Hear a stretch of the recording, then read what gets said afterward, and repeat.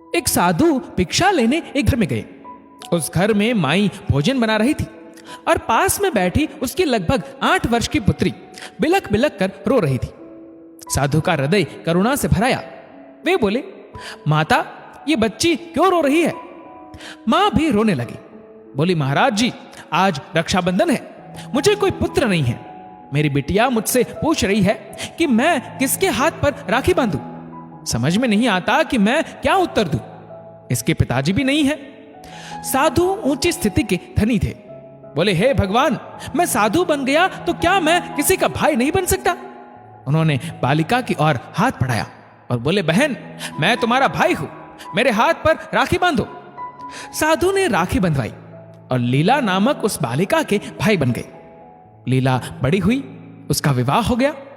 कुछ वर्षों बाद उसके पेट में कैंसर हो गया। अस्पताल में लीला अंतिम श्वास गिन रही थी। घर वालों ने उसकी अंतिम इच्छा पूछी। लीला ने कहा, मेरे भाई को बुलवा दीजिए। साधु महाराज ने अस्पताल में ज्यों ही लीला के कमरे में प्रवेश किया, त्यों ही लीला जोर जोर से बोलने लगी, भाई साहब, कहां है भगवान? कह दो उसे कि या तो लीला की पीड़ा हर ले या प्राण हर ले। अब मुझसे कैंसर की पीड़ा सहन नहीं की जाती। लीला लगातार अपनी प्रार्थना दोहराई जा रही थी। साधु महाराज लीला के पास पहुंचे और उन्होंने शांत भाव से कुछ क्षणों के लिए आंखें बंद की। फिर अपने कंधे पर रखा वस्त्र लीला की ओर फेंका और बोले, जाओ बहन, या तो प्रभु तुम्हारी पीड़ा हर लेंगे या प्राण ले लेंगे। उनका बोलना, वस्त्र का गिरना और लीला का उठकर खड़े हो जाना सब एक साथ हो गया। लीला बोल उठी, कहां है कैंसर? मैं एकदम ठीक हूं, घर चलो। लीला की जांच की गई, कैंसर का नामो निशान नहीं मिला। घर आकर साधु ने हंसकर पूछा, लीला, अभी मर जाती तो? लीला बोली, मुझे अपने दोनों छोटे बच्चों की याद आ रही थी, उनकी चिंता हो रही थी, इसीलिए प्रभु ने तुम्हें प्राण शक्ति दी है। बच्चों की सेवा करो, बंधन तोड़ दो, मृत्यु शाश्वत सत्य है, उसके लिए तैयार रहना।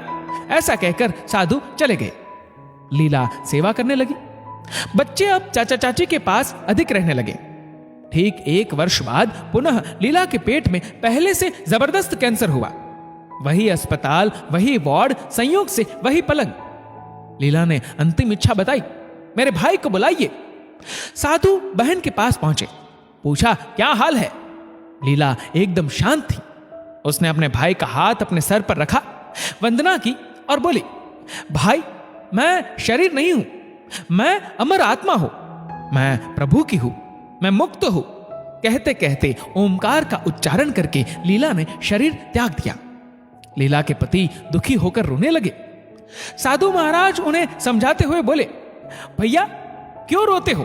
अब लीला का जन्म नहीं होगा, लीला मुक्त हो गई। फिर वे हंसे और दोबारा बोले, हम जिसका हाथ पकड़ लेते हैं उसे मुक्त करके ही छोड़ते हैं। पति का दुख कम हुआ। उन्होंने पूछा, महाराज, गत वर्ष लीला तत्काल ठीक कैसे हो गई थी? आपने क्या किया था?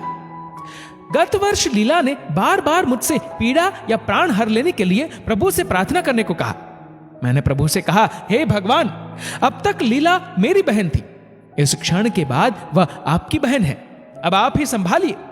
प्रभु पर छोड़ते ही प्रभु ने अपनी बहन को ठीक कर दिया। यह है प्रभु पर छोड़ने की महिमा।